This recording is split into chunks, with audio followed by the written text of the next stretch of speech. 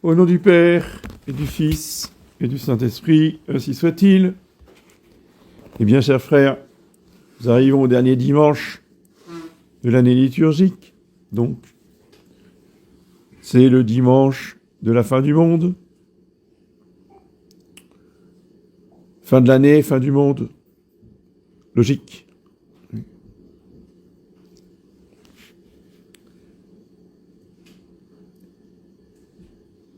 C'est le dimanche où nous méditons donc les fins dernières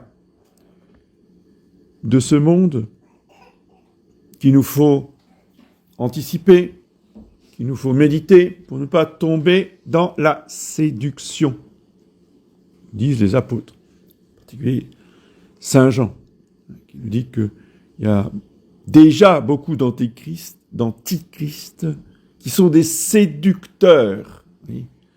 Le principe de l'antichrist, c'est pas quelqu'un de méchant. C'est pas quelqu'un qui fait peur.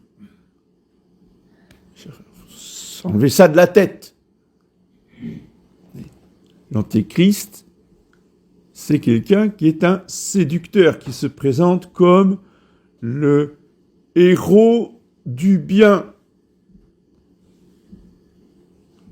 Parce que lui, il est le serviteur du porteur de la lumière. Et tous ceux qui s'opposent à lui sont dans les ténèbres et le mensonge. Qui veut être dans les ténèbres et les mensonges? Personne.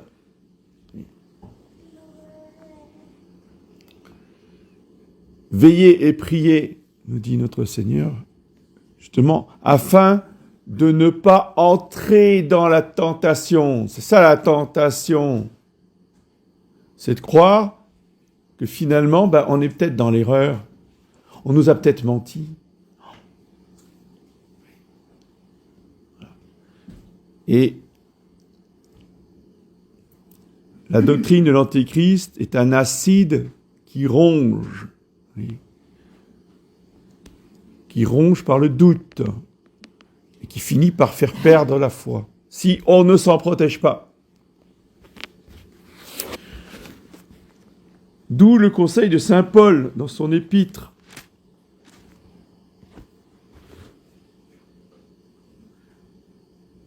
Nous cessons de demander à Dieu de vous remplir de la connaissance de sa volonté, connaître la volonté de Dieu telle qu'elle est exposée dans la parole de Dieu, donc dans l'Écriture sainte, et expliquée par les pères de l'Église.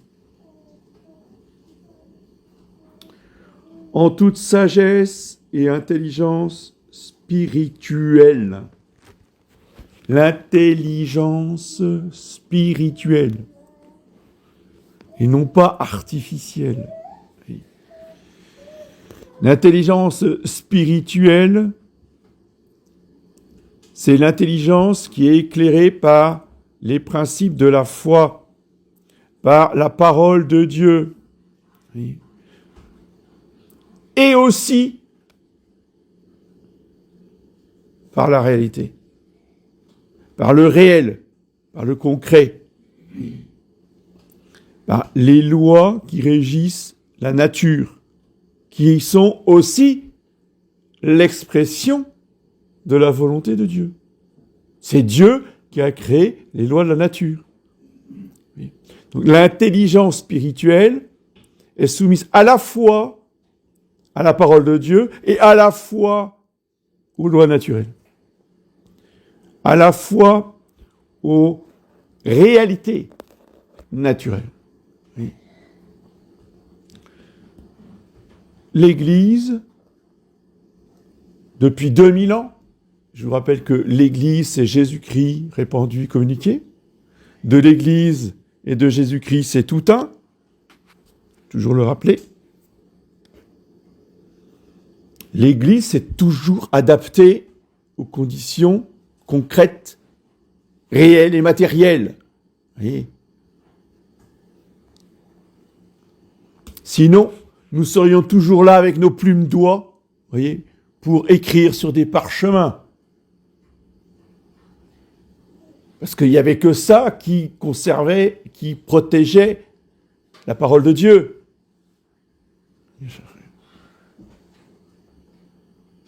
Alors, s'il faut protéger la parole de Dieu, il faut revenir à la plume d'oie. Parce que l'imprimerie qui permet de diffuser par centaines de milliers, voire des millions d'exemplaires la parole de Dieu, c'est livrer cette parole à tous les hérétiques qui vont la déformer, qui vont peut-être même trafiquer ce texte, et ils ne se sont pas privés. Nombre de Bibles trafiquées pullulent. Donc vous voyez bien que l'imprimerie est un instrument de destruction de la parole de Dieu. Détruisons toutes les imprimeries. Revenons à la plume d'oie. Vous allez dire, je caricature. Mais quand j'entends certains, je caricature pas. Bien cher frère. Ça, c'est pas l'esprit de Jésus-Christ.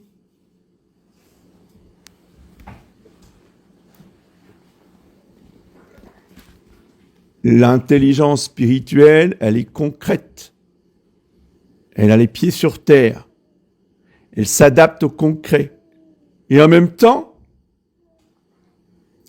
elle garde l'éclairage de la parole de Dieu.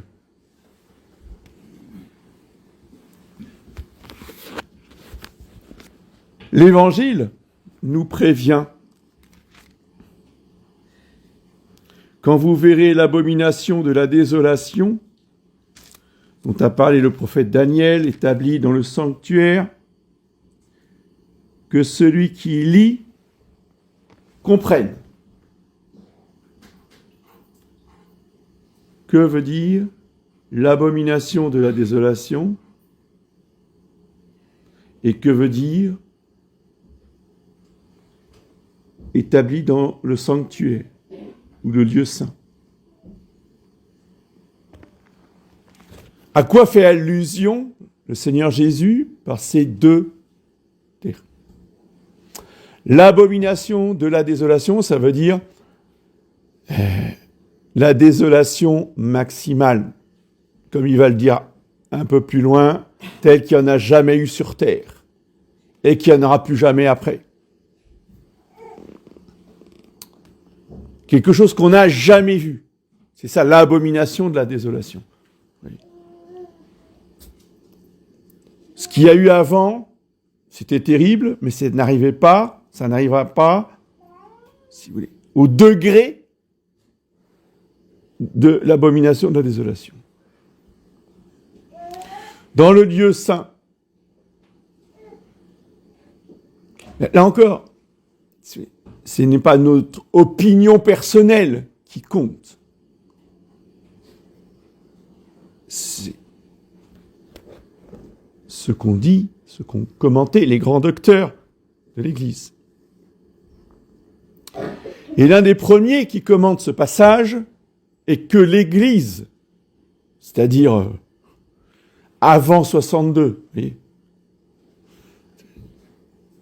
jusqu'à Pie XII, dans le Bréviaire, l'Église nous met sous les yeux le commentaire de Saint Jérôme dans les matines de ce dimanche. Et Saint Jérôme, dans les matines de ce dimanche, nous explique de quoi il s'agit quand Jésus parle du lieu saint.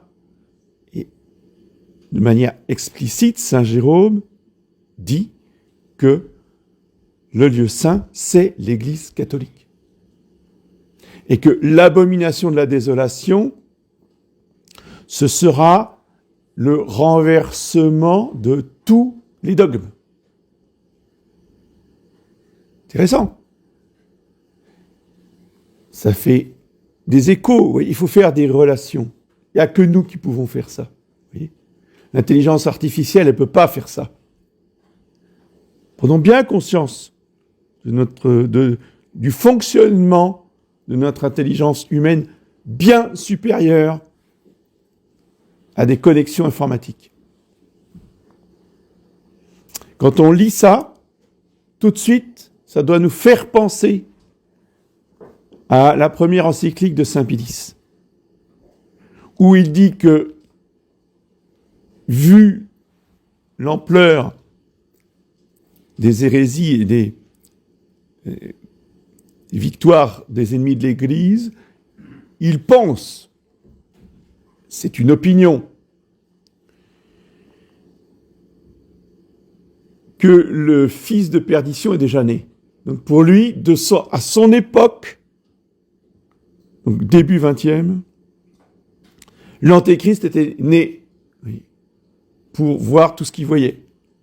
Alors, bien sûr, il s'est trompé, en partie, c'est-à-dire que le dernier Antéchrist n'était pas là, mais il y avait déjà, effectivement, un Antichrist, voire plusieurs Antichrists, qui étaient d'une puissance qu'on n'avait jamais connue jusque-là.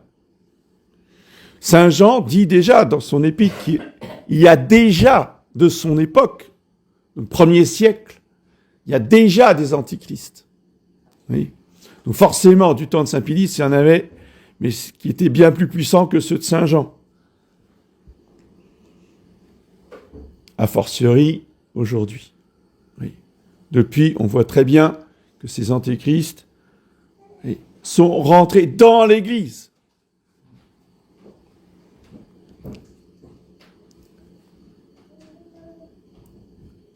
Et dans le sanctuaire, c'est-à-dire là où il y a les prêtres. Donc ils sont rentrés dans le sacerdoce. Ce qui rejoint le commentaire de saint Thomas d'Aquin sur la première épître aux Thessaloniciens, où lui aussi il dit que l'Antéchrist sera reçu dans l'Église.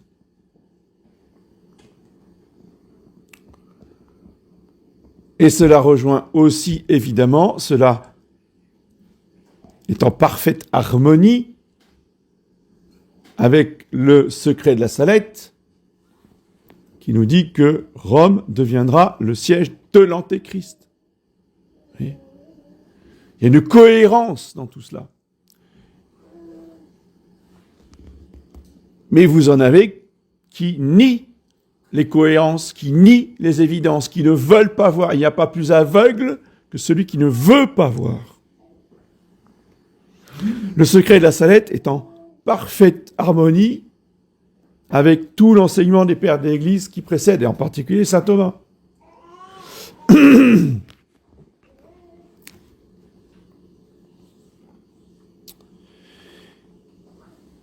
Et en quoi consiste la doctrine de l'Antéchrist ? C'est une doctrine, nous dit saint Jean dans son épître, première épître de saint Jean. Il nous dit que l'Antichrist est Antichrist tous ceux qui nient le Christ, qui nient l'incarnation du Verbe, incarnation de Dieu dans le Christ. Oui.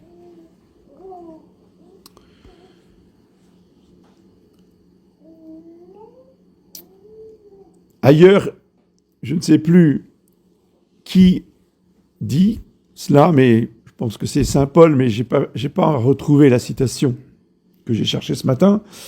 Il dit que l'Antéchrist, c'est celui qui dissout le Christ. C'est la même idée. C'est-à-dire, on sépare ce qui est uni en Jésus-Christ. Qu'est-ce qui est uni ? La nature humaine et la nature divine. En ce sens, il y a déjà eu des grands antéchrists. Nestorius est un grand antéchrist, parce qu'il dit Jésus-Christ n'est pas un homme. D'accord ? Jésus-Christ avait un corps d'homme, comme nous, en apparence. Il s'est fabriqué un corps, mais ce n'était pas un corps humain. C'était un corps qui avait une figure d'homme. Comme exactement Saint Raphaël. Quand Saint Raphaël apparaît à Tobie Tobie, il voit un homme. Il peut lui serrer la main. C'est un corps comme les autres. Sauf que, à la fin, le corps, il disparaît. Il dit, je suis Raphaël, l'un des 7 qui se tient devant le trône de Dieu. Donc, un ange a pu fabriquer un corps humain qui n'était pas un vrai corps humain, qui avait l'apparence du corps humain, la figure du corps humain. Donc, Nestorius dit, Jésus, c'est pareil. C'est Dieu avec un corps qui avait une figure humaine, mais c'était pas un corps humain. Il n'avait pas d'âme. Il y avait juste la divinité. En sens contraire, un autre antéchrist qui dissout Jésus-Christ, qui sépare, qui éclate le dogme de Jésus-Christ, Arius, qui dit non, Jésus-Christ c'est juste un homme comme nous.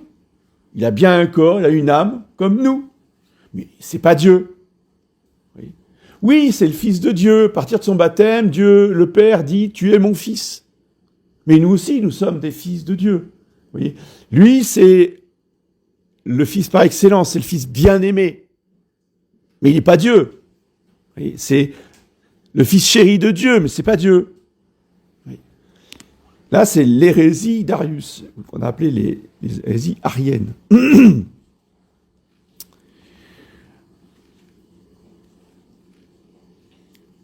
Plus le temps avance, plus les antéchrists deviennent puissants dans leurs erreurs, dans leurs séductions, jusqu'à pouvoir séduire les élus eux-mêmes, si c'était possible, nous dit Jésus dans l'Évangile. Pour dire à quel point cette doctrine va devenir de plus en plus subtile, voyez, séductrice.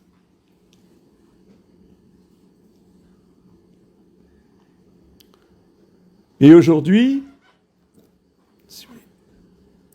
nous voyons ce triomphe de l'erreur antichristique dans l'Église, jusqu'à éclipser l'Église, c'est-à-dire dans l'Église, encore une fois, jusqu'en 1982, et l'éclipse, c'est-à-dire la disparition officielle de la constitution juridique de l'Église à partir de 1982, ce qui n'était jamais arrivé jusque-là. C'est pour ça qu'on peut dire objectivement que la réalité que nous vivons, c'est la réalité des commencements de la fin du monde. C'est pas la fin du monde, mais c'est le commencement des douleurs, on va dire. Parce que cela, on ne l'avait jamais vu depuis la création de l'Église il y a 2000 ans.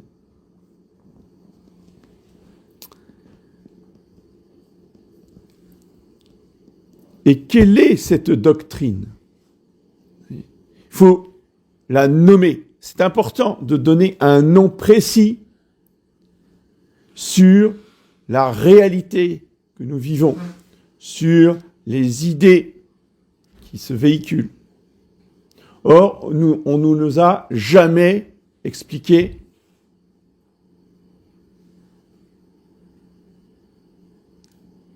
à quoi nous avions affaire.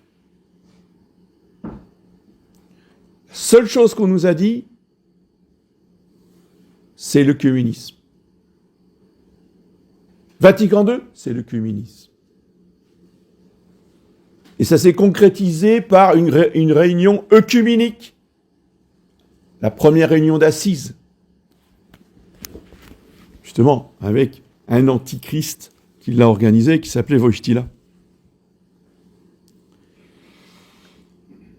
Non, mais bien, cher frère. Oui. Ce n'est pas de l'œcuménisme. Ça, c'est le nom que leur ont donné les menteurs, les séducteurs, pour faire passer l'hérésie. Parce que le mot œcuménique, est un mot catholique. Tous les conciles de l'Église catholique sont des conciles œcuméniques. Donc il n'y a pas de problème. Œcuménique, ça veut dire universel. Où est le problème? Il n'y a pas de problème. Oui. De quoi s'agit-il? Il s'agit du noachisme. Et ça, personne ne l'a expliqué. Personne ne nous l'a expliqué.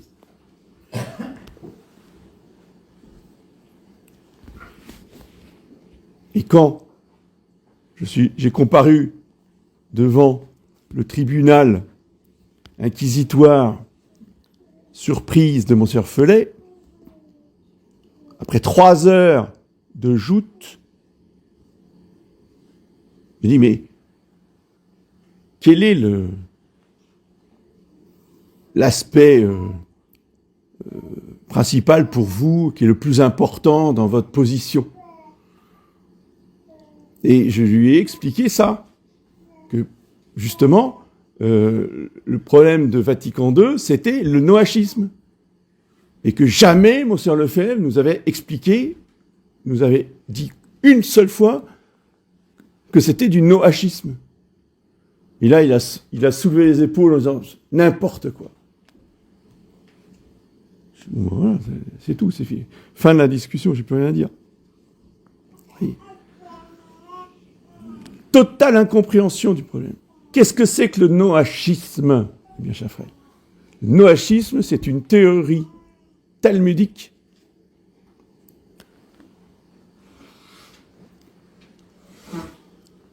qui établit que tous les hommes de toutes les religions sont appelés par Dieu à faire partie du peuple de Dieu. Du peuple de Dieu.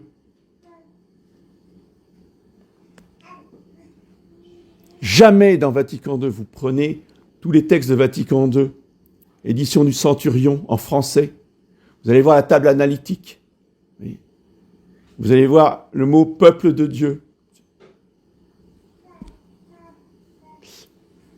Il y en a des centaines de références au peuple de Dieu. Parce que le Vatican II ne parle pas de l'Église catholique, jamais, ou très peu. Peut-être une fois ou l'autre, comme ça, évidemment, mais en général, c'est jamais l'Église catholique, c'est toujours l'Église, éventuellement. Mais par contre, le peuple de Dieu, là, vous en avez mais des kilomètres, en titre de chapitre ou dans les textes. Parce que le peuple de Dieu, c'est l'humanité. Et ça vient du Talmud. Oui. Et pour régir, si vous voulez, ce peuple de Dieu qui n'est pas le peuple élu, hein. Le peuple élu, c'est le peuple sacerdotal. C'est un peuple à part. C'est le peuple qui a pour mission de conduire l'humanité. Les autres, les non-juifs, eh bien, il y a des... Donc, le peuple élu est régi par les lois du Talmud, par la Torah et les lois du Talmud. Les non-juifs sont régis par les 7 lois noachides. Et ces lois noachides, pour certaines, on est tout à fait d'accord parce que ce sont des lois naturelles, hein, et interdit de tuer son prochain, on est tout à fait d'accord. Interdit de voler, on est tout à fait d'accord. Mais la loi la plus importante, c'est qu'on n'a pas le droit de ne pas être monothéiste. On n'a pas le droit d'adorer Jésus-Christ comme Dieu. Vous voyez, tout est là. À partir de ça, vous devez croire en Dieu, en appelant Dieu ce que vous voulez. L'important, c'est que vous ne proclamiez pas que Dieu s'est incarné dans un homme. Ça, la marque de l'Antéchrist. Toujours, vous voyez, on revient à Saint Jean, celui qui nie le Christ, c'est celui-là l'Antéchrist. Voilà. Et c'est exactement ce que fait Vatican II, et c'est exactement ce que font toutes les réunions œcuméniques internationales avec toutes les religions qui se déroulent quasiment chaque année depuis 1986. Depuis Assise. Et c'est contre ce noachisme qui veut nous ramener dans la synagogue que nous devons lutter et nous protéger.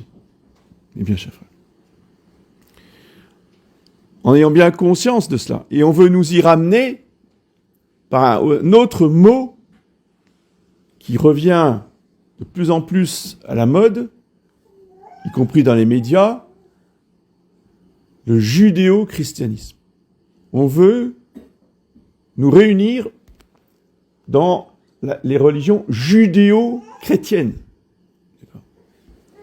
Ce qui est un oxymore. C'est-à-dire que dire judéo-chrétien, c'est provoquer un court-circuit dans le cerveau. Soit on est judéo, soit on est chrétien. Mais on ne peut pas être et judéo et chrétien. Ce n'est pas possible. Soit on est de l'eau, soit on est du feu. Mais on ne peut pas être eau et feu en même temps.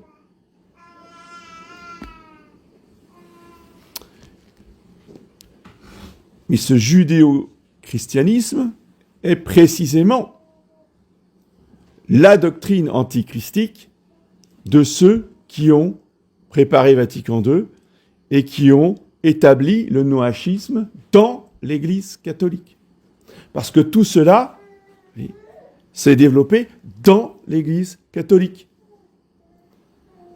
Après la Deuxième Guerre mondiale, première réunion des journées judéo-chrétiennes, 1946, congrès de Seelisberg. Je vous en ai déjà parlé, mais c'est très important. Parce que c'est cette réunion où il y a eu Jacques Maritain qui a participé, mais aussi le cardinal Journet, un cardinal qui a participé à ces journées judéo-chrétiennes pour la promotion du noachisme. Il y avait aussi Aimé Pallière du côté catholique, mais proche du judaïsme, c'est-à-dire que Aimé Pallière, c'était le disciple d'un rabbin de Livourne qui s'appelait Benamozek. C'est lui qui a remis à l'honneur, qui a refait, si vous voulez, un apostolat, une propagande pour le noachisme. Donc, tout cela a été préparé depuis 1946 dans l'Église catholique. Puisque, après, eh bien, si vous voulez, après Seelisberg, eh bien, on a développé dans les diocèses, dans les structures de l'Église catholique, des réunions judéo-chrétiennes pour aboutir à la situation qu'on connaît aujourd'hui. Donc si nous avons ces idées claires dans la tête, cette lumière justement de l'intelligence spirituelle, eh bien ce sera beaucoup plus difficile pour le démon de nous séduire. Nous serons toujours sur nos gardes, ce qui ne veut pas dire qu'il ne faut pas reconnaître le bien qui existe. S'il y a du bien qui est fait, on doit dire que c'est du bien. C'est pas parce qu'on dit que c'est du bien qu'on cautionne tout. Non, on cautionne pas tout. Mais ce qui est bien est bien. Bien, chers frères. Il y a une tendance chez les catholiques qui réagissent aux hérésies à tout jeter. Oui, mais celui-là, il n'est pas 100% catholique. Donc tout ce qu'il fait, c'est mal. Parce que ce qu'il fait qui est bien, oui, non, mais en fait, dans son intention, c'est mal. Donc tout est mal. Vous voyez ? Et le démon, comme ça, récupère ceux qui sont opposés à lui. C'est lui qui gagne. L'esprit catholique n'a jamais été ça. L'esprit catholique, c'est ce qui est bien. C'est tout. Oui, mais c'est un communiste qui a fait ça. Eh ben, et alors ? Même les communistes peuvent faire des choses bien. Je ne vais pas dire que c'est mal parce que c'est un communiste qui l'a fait. Soumission au réel. Le réel est bien, c'est bien. Le réel est mauvais, c'est mauvais. Oui, mais c'est quand même le cardinal, un tel. C'était le secrétaire d'État de Pie XII. Oui, ben je suis désolé. C'est mal, même si c'est le secrétaire d'État de Pie XII. Vous voyez l'état d'esprit. Si c'est mal, que ce soit le secrétaire d'État de Pie XII ou que ce soit un communiste, c'est mal. Si c'est bien, si c'est un prince de l'Église, tant mieux, c'est bien. Et si c'est un communiste qui le fait et que c'est bien, eh ben ça sera bien quand même. Si la réalité est bonne, elle est bonne. Quel que soit celui qui la met en œuvre. C'est très très difficile de raisonner comme ça. Mais c'est ainsi qu'il faut avoir l'intelligence spirituelle dont parle saint Paul dans son épître. Donc demandons au Saint-Esprit de nous éclairer pour garder l'esprit catholique et ne pas nous laisser entraîner dans les pièges et les séductions du démon, d'une part, et d'autre part, de ne pas nous laisser entraîner dans cet esprit de négation totale et absolue. Oui. Méphistophélès, qui est le grand personnage de Faust, qui est le démon, il appelle ça le Méphistophélès, a une définition de lui-même qui est absolument géniale.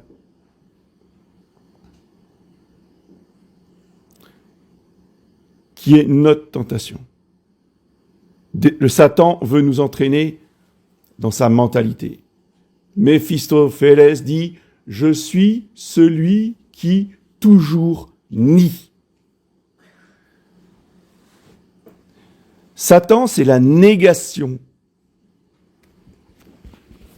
Jésus-Christ, c'est l'affirmation.